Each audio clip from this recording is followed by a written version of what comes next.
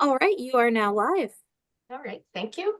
All right, hello and welcome to the Accessibility Advisory Meeting for the 18th of November, 2024. This meeting is called to order at 4:10 p.m. And now for our land acknowledgement. The Halifax Regional Municipality is located in Mi'kma'ki, the ancestral and traditional lands of the Mi'kmaq people. The municipality acknowledges the peace and friendship treaties signed in this territory and recognizes that we are all treaty people. We'll start today's meeting with a roll call and AV check. When I call your name, I would ask each member to ensure their video and microphone is working. First one on the list is Oliver Keith. I'm here. Okay, thanks. April Adams is Vivian Thararatnam is not here. No, April and Vivian have not joined the meeting up. Okay, thank but you. I'll keep an eye on for them if they join. Okay, great, thanks. Next we have Rochelle Manette. Yes, I'm here. Yay. Glenn Babcock. If you can hear me, I'm good. Yay. Okay, that's great. And then we also have Councillor Trish Purdy. Good afternoon, everyone. Yes, great. And Deputy Mayor Councillor Deagle Gaiman. Good afternoon, everyone. Happy to be here. Thank you. Great. And then Liz Dool sends her regrets. Yep. And now for the approval of minutes of October 7th, 2024, I will now ask if there are any errors or omissions for the minutes of October 7th, 2024 meeting. If there are none, I would invite a member to move the following motion: that the minutes of October 7th, 2024 Accessibility Advisory Committee meeting to be approved as presented.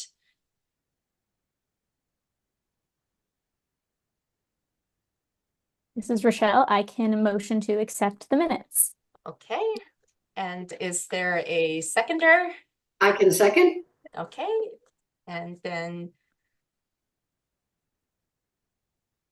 I'll call for the question. All those in favor say A. Aye. Aye. Aye. Okay. The motion has been carried. Now for the approval of the order of business and approval of additions and deletions, we will now move on to the approval of the order of business. And sorry, I'm still reading terribly right now. We will now move on to the approval of the order of business for today's meeting. To our legislative assistant, are there any changes to today's agenda? There are no additions or deletions received by the clerk's office. Okay, thank you. I will invite a member of the committee to move the following motion: that the agenda be approved as presented. So moved. Okay, great. And do we have a seconder? I'll second. Okay, thank you. I'll call for a question. All those in favor say aye. I see Elizabeth. Aye.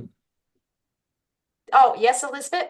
Hi, sorry, Celine. So it's my understanding that we have two of the counselors that were on the committee at the meeting, but because we're between appointment processes, they cannot vote or move or second a motion, is my understanding. Oh, okay. Learning something every day. Okay. So how would we be able to do this? So we would have to start over, walk back. We could just get a different mover and seconder for those two. I will move. This is Rochelle. Okay, I so can Rochelle will second. move and I Oliver can second. will second. Okay, great. Oh, I think I beat you to it, Glenn. Thank you. Whichever one of us got in first. okay, great. So I understood that Oliver was the seconder. So I'll call to question. All in favor say aye. Aye. Aye. Aye. Okay, great. The motion has been carried. Now, business arising out of the minutes, there are none. Call for declaration of conflict of interests. I will now ask if anyone has a conflict of interest to declare as a result of an item on today's agenda. No. Okay. Consideration of deferred business. There is no deferred business. Next, we have correspondence, petitions, and delegations to our clerk. Has any correspondence has been received?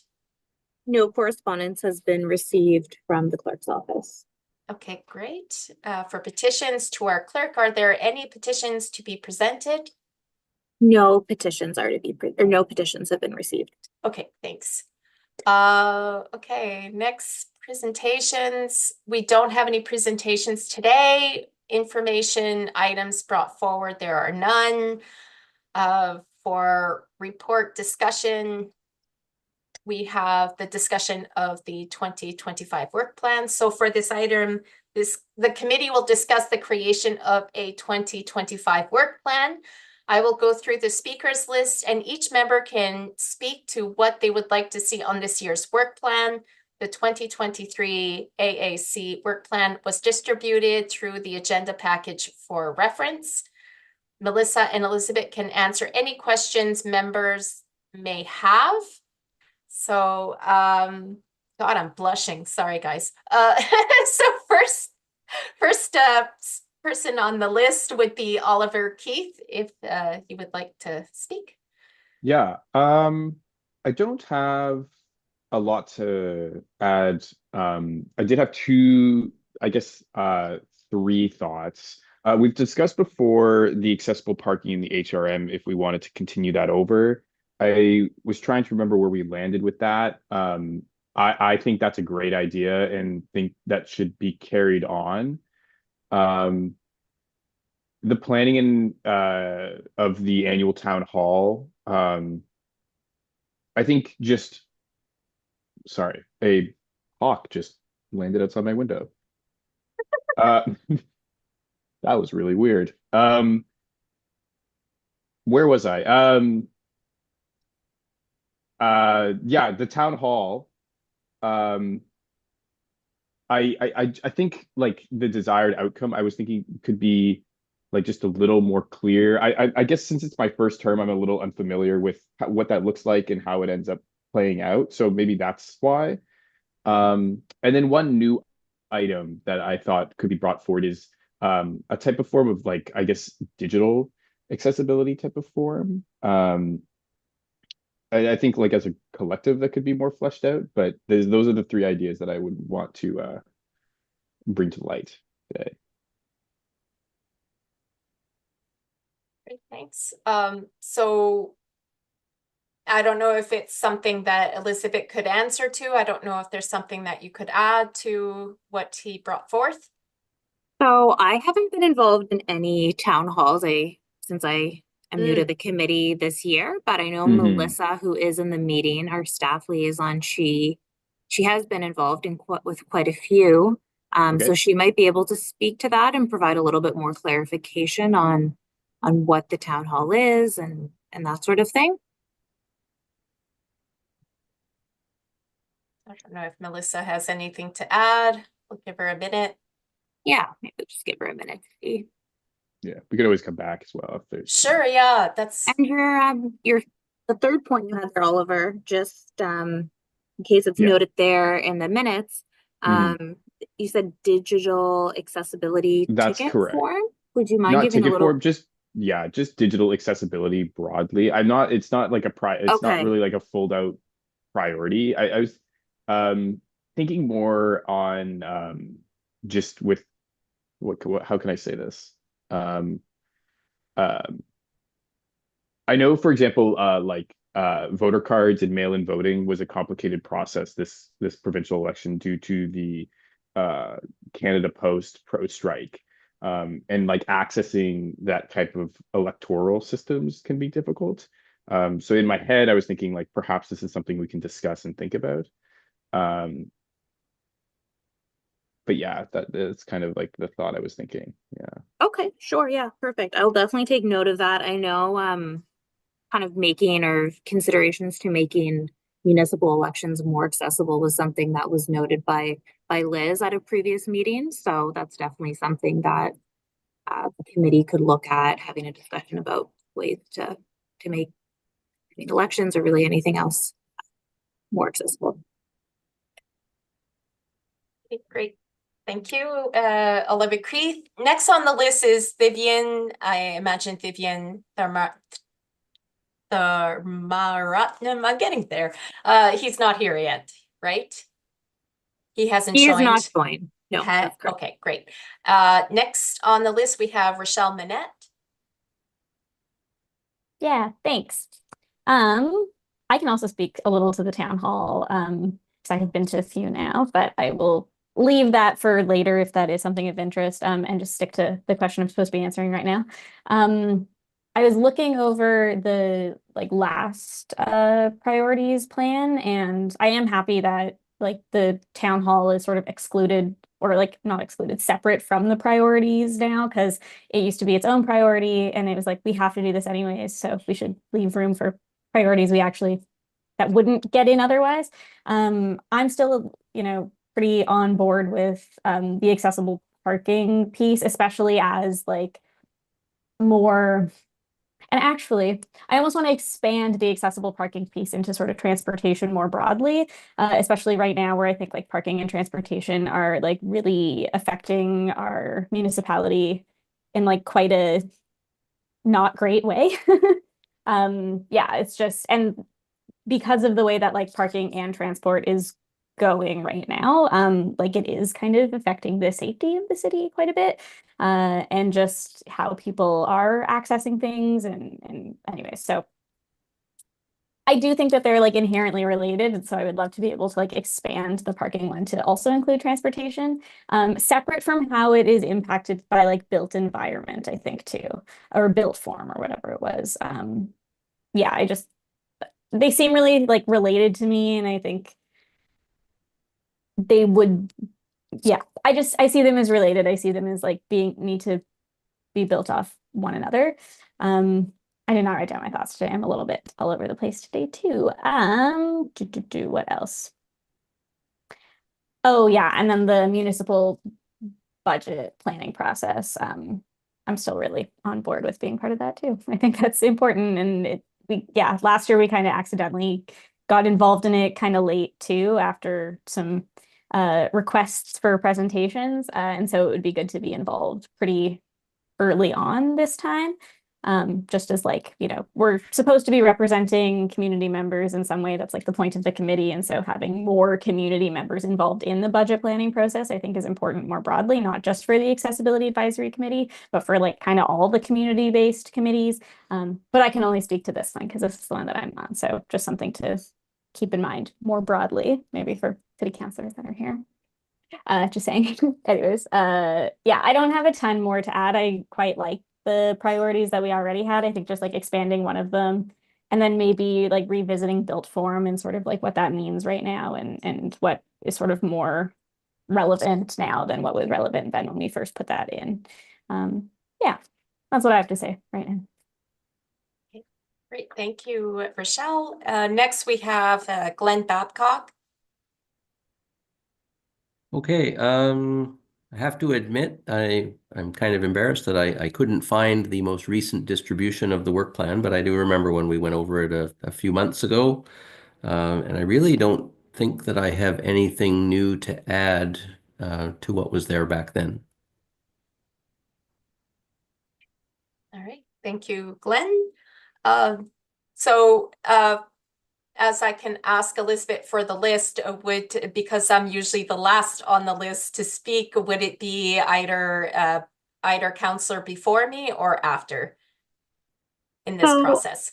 I would probably say you would speak next, Celine, and then Okay, sure. maybe if the deputy mayor, Councillor Purdy, have something they'd like to add or can really help the committee kind of explain about what has been done in the past, and maybe a little bit about the town hall as well. I don't know, depending what they're able to offer, but I know they both have a lot of experience with the committee. But I'd say yes, since we're kind of between appointments now with committees, or Right, with okay. councillor appointments to the committees, you could go next as the Sure, yeah. final member speaker. Sure. I mean, for me, the goal today to have a meeting, because it came close to not having one, as this is the only item that we have. I mean, we just came out of election. There's, everybody's been pretty busy to even have an item, it felt. But I feel like in notes, especially what I appreciate is people brought up the town hall. And that is too something that feels like if we really want to have a really great town hall meeting, it's better to start now.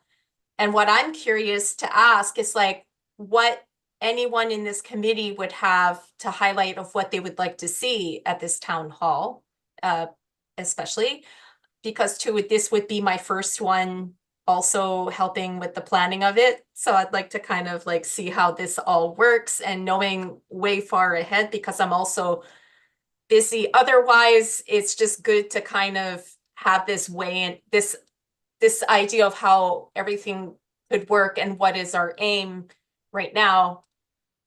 It would help me kind of compartmentalize my time in a way that I can focus on this. So I don't know if anybody has anything to add of what they're hoping to see at this town hall. Leaving it blank in case anyone wants to comment. No? No, but at least, out of this meeting, at least, like as Oliver Keith has mentioned, accessible parking can keep a focus on that. Like I like how we do have some items that we're looking towards a few months from now, like a couple of months in advance. So Melissa has her arm raised, yes? Yeah, thank you, Chair. I just thought I would give an overview of what we did in the past for town hall, just for the new members. So when we did town halls the last couple of years, what it is we invite members from HIM. So we have a representative from Parkview, for instance. We have someone from PNZ, we have someone from 311. So like different business units would come. And it was kind of more like a panel discussion where they could provide their updates to the public. But also in the town hall, there was a section where community could really ask really important questions specifically to certain business units. So that is what we've been doing over the last 5 years since I've been involved with the town hall. Now, that's not to say if the committee wants to have a town hall a little bit different than that, now would be a good time to have that conversation to tell when myself and Elizabeth are helping to facilitate the discussion around it. We have a good understanding of what it is. And in the past, it has been held at the central library.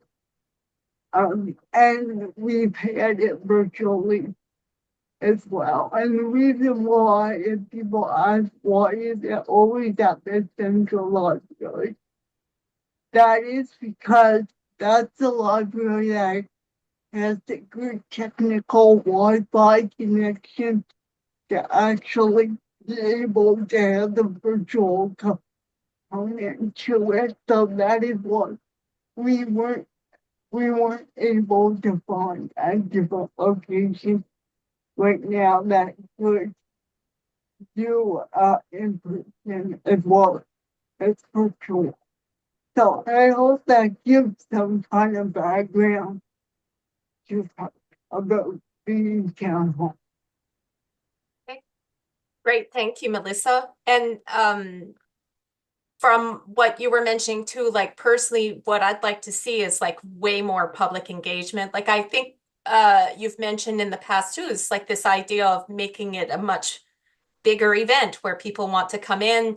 There could be booths as well that people could interact with different departments of the city or, even just local services. I would see this as now that we're a year from now, it'd be really cool to see what we could gather up and just have it in a way that many people want to come to the library, to the central library and attend this event. And yes, of course, respectfully, we'll have a digital option for people to interact with this event as well.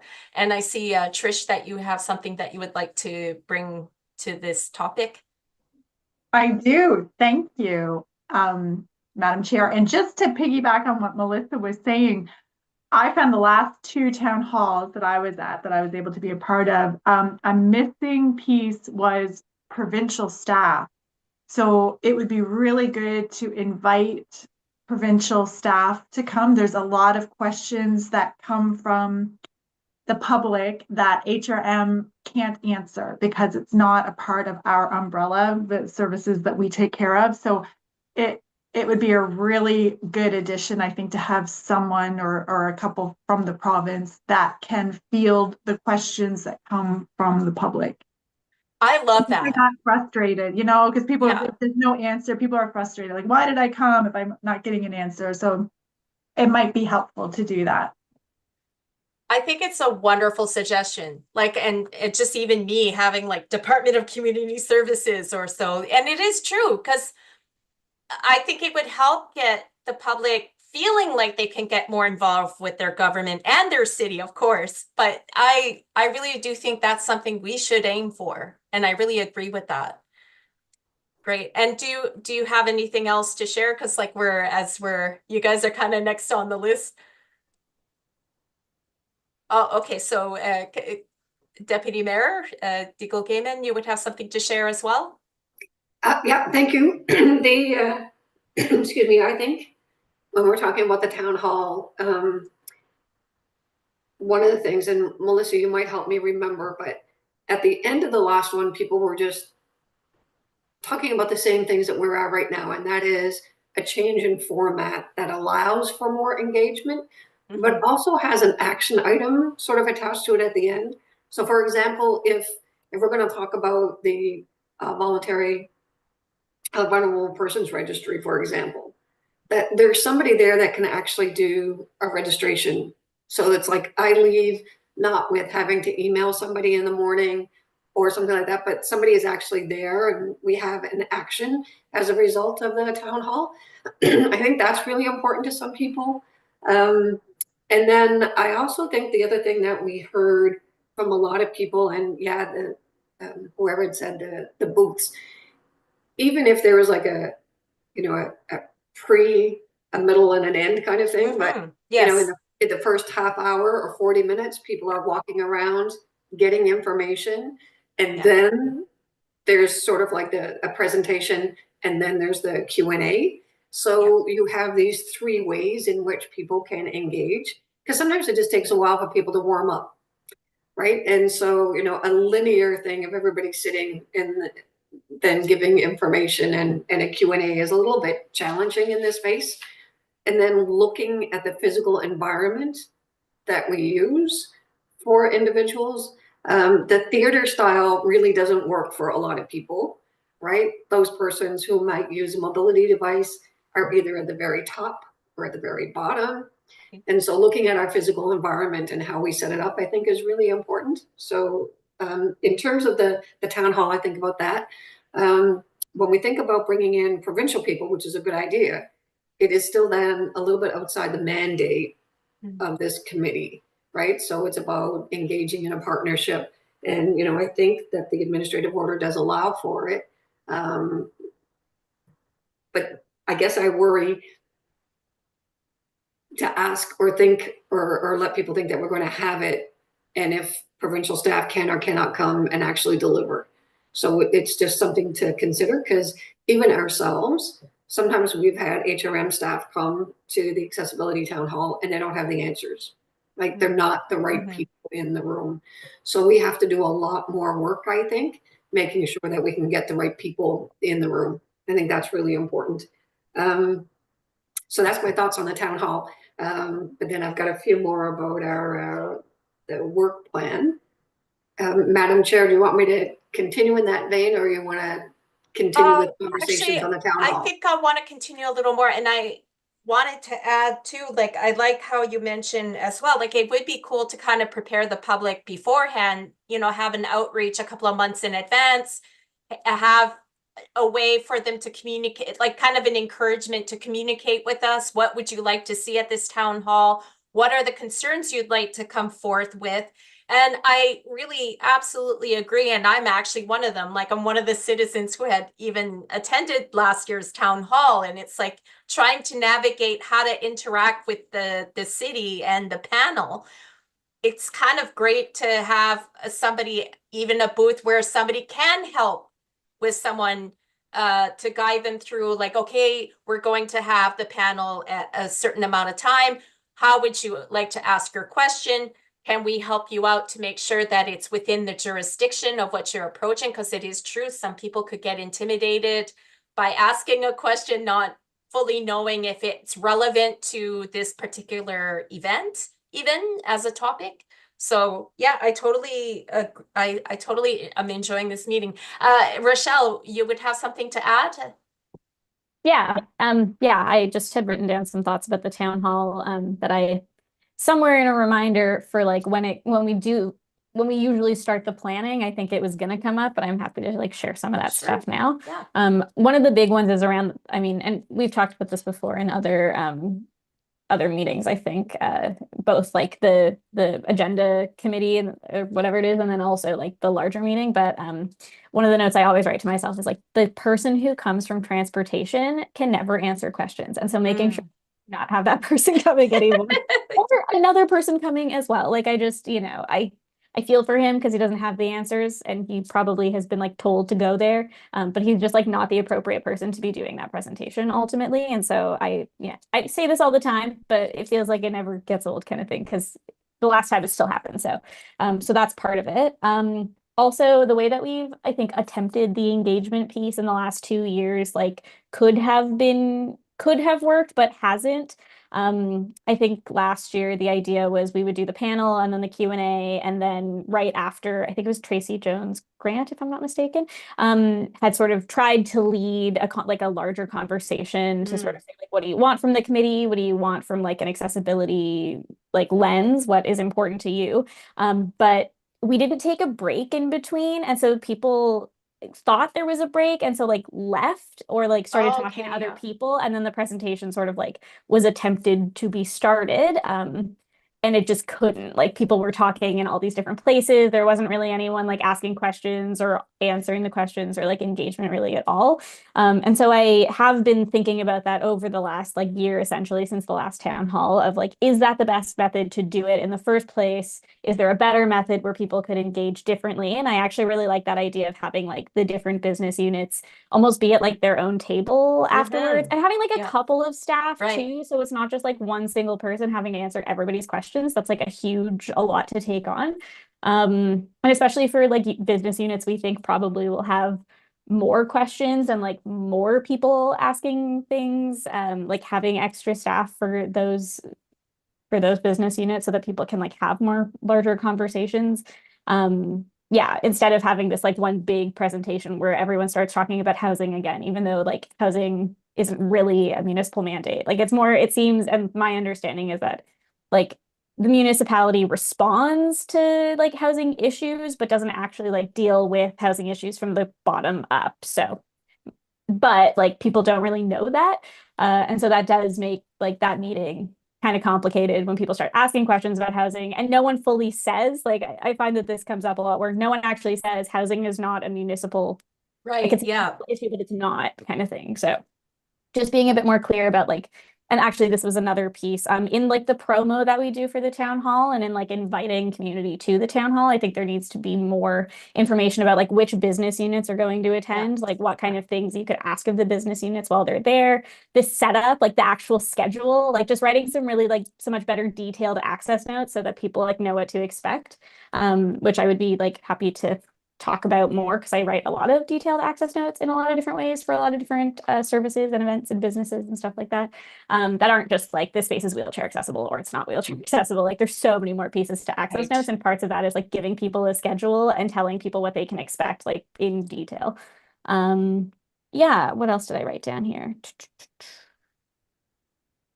Also usually like the business units do a presentation and there's like a little bit Like usually the chair in the past has done, you know, the standard sort of like greeting that every meeting opens to. But I do think it would be worth like a little presentation from someone on the committee. Like it doesn't have to be the chair, it can be the chair, whatever. Just like actually talking about what the committee has been up to over the last year, like what kinds of stuff we've been looking at, and like so that if we're getting feedback from people of kind of like what do you want the committee to be focusing on, or like what do you think is of importance, it would probably be good to hear about like what's already being done. Because I think there is like a really like just generally a misunderstanding of like what this committee actually does and like what its purpose is and how it operates. And so just having more information about that. And then also it would like get more people to maybe want to join the committee if they actually knew what it did. And that would be cool. So yeah, just some things. I think that was all I said or all I wrote down in this. But yeah, I like the idea of a more like personalized engagement opportunity rather than like the big talk. Or if we're gonna do like a big larger session, there needs to be a break in between and like an official like, okay, stop what you're doing, come back to like sit down and hang out and listen to this thing. So just a little more in terms of like the facilitation of the event, I think. And like this is also a thing I do for work. Like my job is a lot of facilitation. And so in my mind, I'm always like, how could this be done better? And what like instructions need to be given to somebody so that it can be. So yeah, those are my thoughts on the town hall. I like it. It's great. And I see too, Trish, you wanted to add to the town hall? Thank you, Rachelle. Those were excellent, Yeah. excellent observations and points. I heartily agree. And the only thing I would add is the food should be served at the beginning. We had so much food left over. Right, that's Half it. the people had left, you know, once the food was served. So if we have it kind of, if changing the format like has been suggested by Deputy Mayor and Rachelle, I heartily agree. I think that's very good. I think we lost people's concentration because it just was too long sitting in one spot. So if people can get up, move around, get food, have it there at the beginning, get your snack, go talk to someone.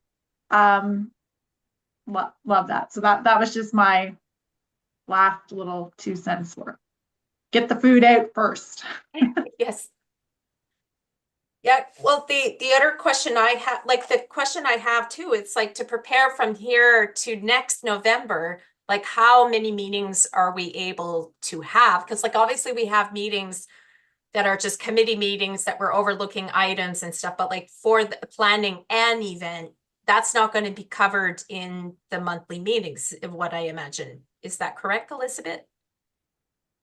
That would be a question that Melissa could probably answer. Like I said, I haven't been involved with the committee when Oh, they were that's true. planning Yeah. Okay. Yeah. a town hall before, so I'm not really sure how that planning process kind of coincides with meeting dates.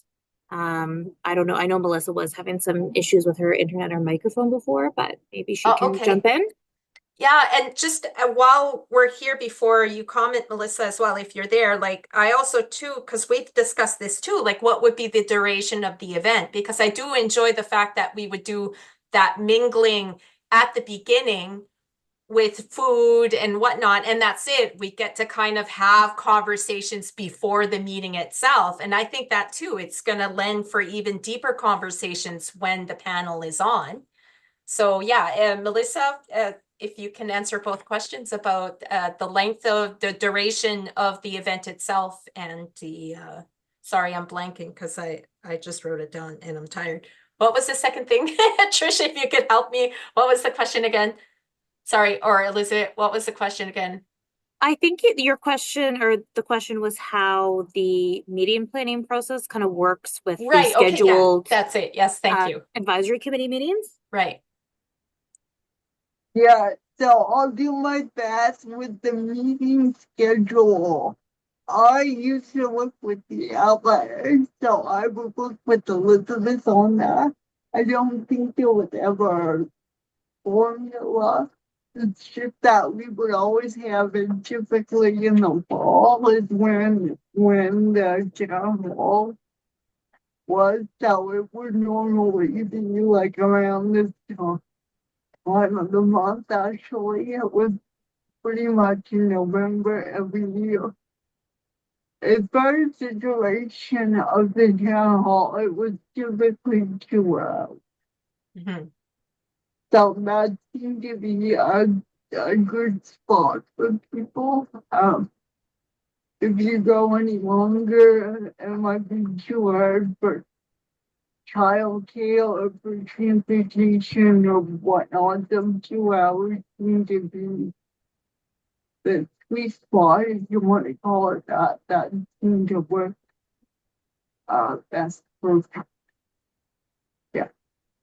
Okay. Right, that's good. Thank you for answering. So yeah. For town hall, because I understand that Deputy Mayor would like to, you wanted to talk about the work plan itself, yes? Yes, thank you. Yeah, if we're finished on the town hall. I think the only thing I wanted to share just about the work plan is that sometimes it's written in, generalities, and people are saying, so what exactly does that mean?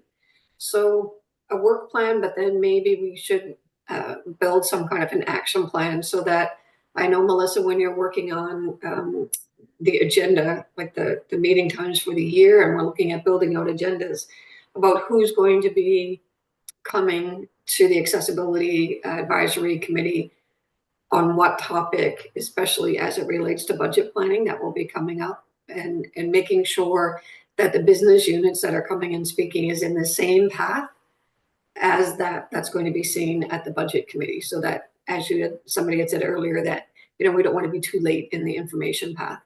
And so we might just want to look at a more detailed, this is the work plan, but then how are we going to implement this work plan?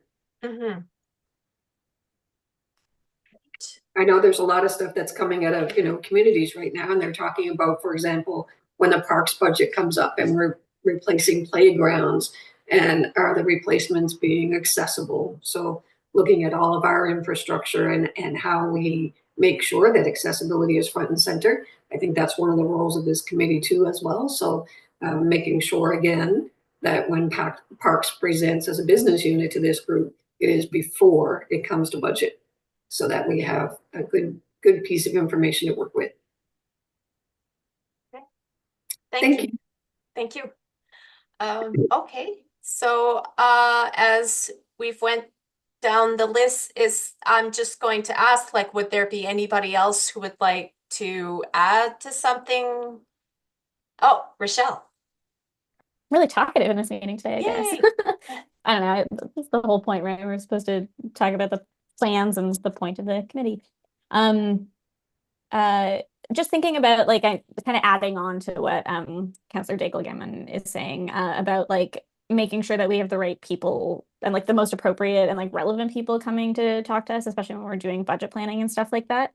I think it is hard for me personally, as someone who, like, doesn't work in the municipal government, I, like, never know what is it going to affect accessibility until it does. And so, like, maybe like to keep a long story short, like, there was some, like, just absolutely bananas construction happening in front of my house, and apparently, and like, they just did not think about the accessibility of the people. I live in an apartment building, like, at all. But they had said, when I called them to ask, they had talked about how they sent a letter, like, to everyone in the building to say, like, if this is going to be an accessibility issue for you, you should let us know. But we didn't know what it would look like and, like, what the accessibility issues would be until they tore up the road in front of us and didn't actually offer a path, like an accessible pathway out of our building. So it was one of those things where it's like, without insider knowledge, without, like, having that experience, it's very hard to tell what is actually an accessibility issue or not. And so, like, I remember last year when they were talking about the budget, there was, like, some questions, and, it was all over social media and stuff, so I don't know how much of it was accurate, but they were talking about, like, cutting, like, snow clearing budgeting for something else, which, like, snow clearing is an accessibility issue, even though it's not necessarily specific, although maybe that one is a little more, like, obvious. But I do think that there's lots of stuff that comes up that can become an accessibility issue if we don't have it. Like, it's sort of not an access issue because it already exists. Like, it's considered, like, standard practice. But as soon as it's not, that's when we get an access issue. So it's sort of hard to tell what parts of the budget are going to be an access issue. Although, like, but then there's also the part of like, does it even match up with the other parts of our work plan, I suppose. So yeah, but our work plan can only look at so many things. So yeah, just some like thoughts rattling around in my head right now. But just yeah, like access doesn't just mean, I mean, we all know this. Well, maybe we don't. I shouldn't say that, but lots of us know that access doesn't just mean like built environment, wheelchair access, even like language communication access. Like there's so many more pieces to it, especially as it comes to funding. And that, yeah, there's just like a lack of funding in a lot of access related stuff. So that's just some things to say. Oh, and something in the chat. Anyways, that's what I have to say. Because Elizabeth, you were asking as a question that the AAC received a presentation about budget last year with a question mark? Sort of. Oh, okay. Oh, okay, got it.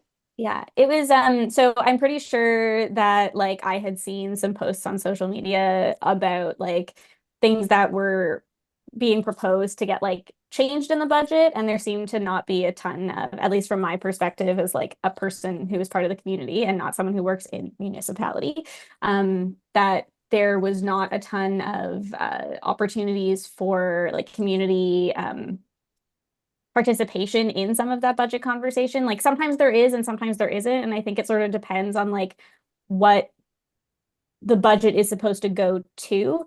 But from my end as like a citizen, like I didn't see where that was available and when I was like looking for it. And so I had written, I'm pretty sure just like an email to Annie to essentially be like, we should be talking about this in this meeting at the very least. And there was a handful of things that were very much related to like access. Part of, I think some of it was snow clearing, if I'm not mistaken. So just some things that had come up and I was like, we better hear from the budget committee. And then Annie entertained that thought. So I appreciated that. Yeah, so that's kind of what happened. It was like a presentation. It was chock full of jargon that was very hard to understand. It was a long document. So some kind of like general like presentation, I think, to understand like what the budgeting process looks like and how that all works, I think would be a good place to start. And then, yeah, and because it's such a long process, it's also hard to say like how the committee would be involved. But I do think that more of like the committees in the municipality, like ours, like not just ours, but other committees as well, like need to be more involved in it as an option for like community participation. So yeah, anyways, but I see that Councillor Taylor has her hand up. Yes, for sure. And as you were mentioning, plain language in presentations is highly important, for sure. So yes, Deputy Mayor, would you have something to share? Thank you so much, Madam Chair. Yeah, just for your information. So at budget meetings at City Hall, at the very beginning, there's public participation rather, and any member of the public can come and speak at budget. And it doesn't, if the budget's on fire, an emergency, but you want to talk about transportation, so it's not specific to what is being presented at the budget meeting. So whatever would suit anyone's schedule for them to come. And now we've got it so that there's a virtual option. You don't have to leave your home. You can come and present, do public participation virtually as well. So yes, absolutely within this committee, but the general public, anytime they want, they can come and present that budget and ask our questions. So it's probably one of the most open and transparent processes of any order of government. So it's pretty cool. Okay. When is it held? So the budget schedule would be, you'd find it on the HRM website. Often your counselor that does maybe an online newsletter would have the list of when the budget meetings are. So yeah, it's always available. Okay, thank you. All right, great. Does anybody else have anything that they would like to add to this meeting? Just asking. Yes, Elizabeth? Yeah, I just also wanted to know when talking about public participation that those members of the public who wish to sign up, you can sign up through the clerk's office, and when the agendas are posted, which to halifax.ca, which is normally the Friday prior to meetings, any information about signing up for public participation will be there. Okay, so I can, yeah, if anyone else has any other questions about the public participation process, I'd I'd be happy to answer them. Okay. And in terms of the budget schedule, I don't, oh, I see Councillor Purdy has her hand up as well. I don't know what it is at this time, but like, the deputy mayor said, I hopefully that will be shared with members. Trish, you would like to add to this? Yes? Question on the public participation for budget. So, Elizabeth, you mentioned the sign up method, but are people able to come and speak even if they don't sign up for budget? Is that also an option? So if somebody didn't get a chance to sign up, but they wanted to come and speak, that's still an option, right? Yeah, it's still an option in person. So the Sure. only difference with the virtual and in person is you can sign up. You have to sign up to participate over Zoom prior to the meeting. It's the day before at either 4:30 is the deadline. But anyone wishing to speak, you can show up in person and participate in budget. That's the only difference between the two participation options. Okay. Thanks. And in the chat, Rochelle had mentioned that they're really glad to hear there is a virtual option now, I guess. Yes. Did I miss something? Yes. Okay, great. Yeah. So as they had said, that was a huge access concern last year for a lot of us. And that's great. Okay. So yeah, is there anything else we would like to cover? Just asking anybody here, because we are almost 5 o'clock. Giving it a minute.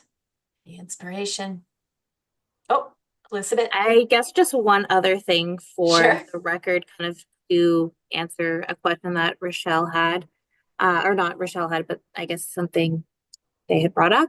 The parking, I know a presentation from parking had been discussed in the agenda review. I guess I just wanted to mention for the record that I am trying to connect with staff on that to see if we can get someone from parking to come and present to the committee.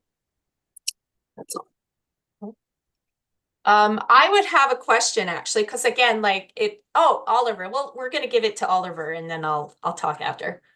Sorry, I've been thinking in the background about what Rochelle said about transportation and what Deagle Gammon said about just actionable items. Like I think transportation is like it's a very broad topic. I'm not sure if you guys are familiar with the JRTA, the Joint Regional Transportation Agency. They're a new Crown Corp in I guess Nova Scotia, who's doing a lot of work on a regional transportation plan and how that would look like going into the future. I guess I wonder if there's a way that we could fit into the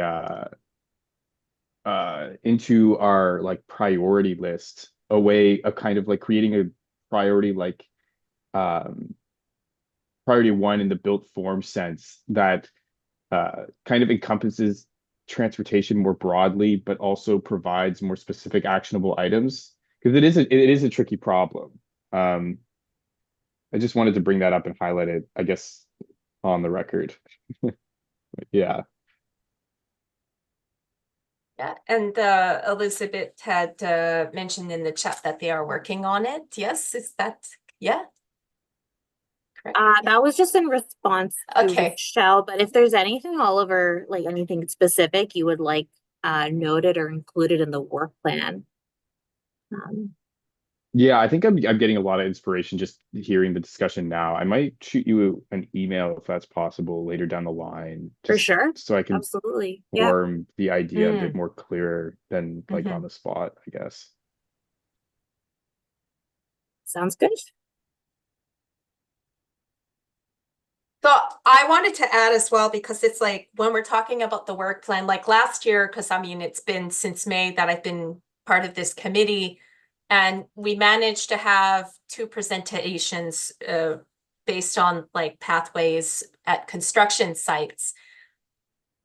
And I really enjoyed the meeting, and I really appreciated that it was mentioned that the infractions aren't really that high enough to incentivize, construction sites to want to abide by bylaws, because it's just like for the last while, I still see continuous infractions. And I could even note last week I had to I had to give a presentation somewhere, and it involved me having to be dropped off via bus at a bus stop on the Bedford Highway. And the only place that I was at, it was at the more isolated side of the Bedford Highway. And I had cargo with me, and having to cross the street, there were literally no path. There was like you had what is, and really forgive me for not being able to say the right wording for this, but you had to like hop over these big gaps into the ground, and it would have been impossible to wheel it and to get onto the crosswalk. And this is something that you have to signal. And it was incredibly dangerous because this is the Bedford Highway. People are speeding. People want you to be done and over with it. And I had to go and maneuver and pick up, excuse me, all of my gear to get through. And the thing that angered me the most is that if somebody would have been dropped off by transit and they had a wheelchair, it would have been a disaster to be there. And it was the coldest day, the highest gusts from the harbor. And so that's the thing. It's like I'm impassioned to keep going with this topic about making sure that we have better pathways at construction sites. So how, as being such a new member of this committee, like how do I approach this to you, Elizabeth, like as we need another presentation? Like what are the ways that I can keep asking them to come back till there's like kind of like a resolution? Because it just feels like we have 2 presentations, it's great, but it's like I just keep seeing the problems reoccurring. I could call 311 all the time, but I don't have time to call 311 all the time. It should just be, you know, I feel like we should just have it, have things done together, like, excuse me, have their crap together, not to swear already, you know, like that it has nothing to do with us having to constantly call about these infractions.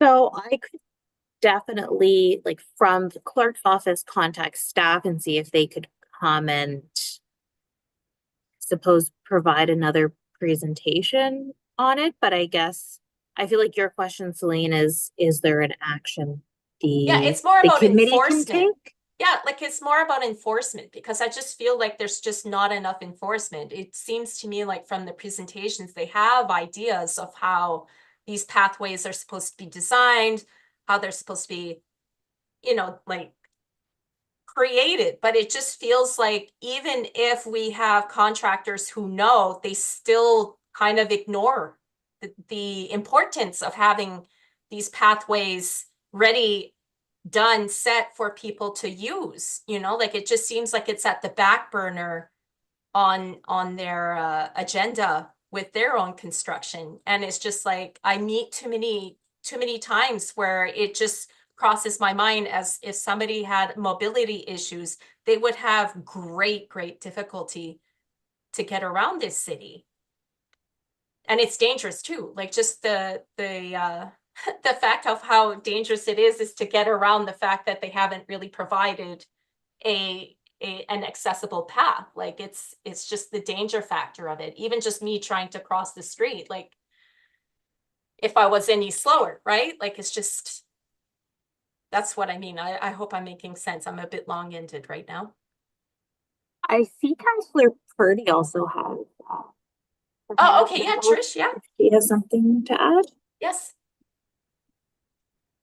I do. Thank you. So unfortunately, 311 is right now the best option to deal with infractions because they will immediately send it off to a compliance officer to go take a look at what's happening. And that's the best way to start making sure that these construction sites come under compliance. And I'm like you, I don't like calling either. I hate waiting on the phone, but I just send off an email. So once you do the contact us at 311 at halifax.ca, it just populates. And then like when you're sitting on the bus or just waiting for the, you can just do a quick, this is the location, construction site is not set up properly for accessibility. Please look into it. And that's it. Boom. Send it off. And then it can start the process of making sure that things are set up properly for accessibility. Right. And so, because right now it is not really like a proactive approach. We don't have the resources to be able to do that. And we are actively working with the Construction Association of Nova Scotia and our staff and the province to eliminate the high volume of these sites that are not compliant, right, for accessibility. So yes, unfortunately, it's a very long process, but we are actively working on it. And in fact, just last week, a group emailed looking at another date to meet to see where we're at, how much more forward we're moving than we were a few months ago. So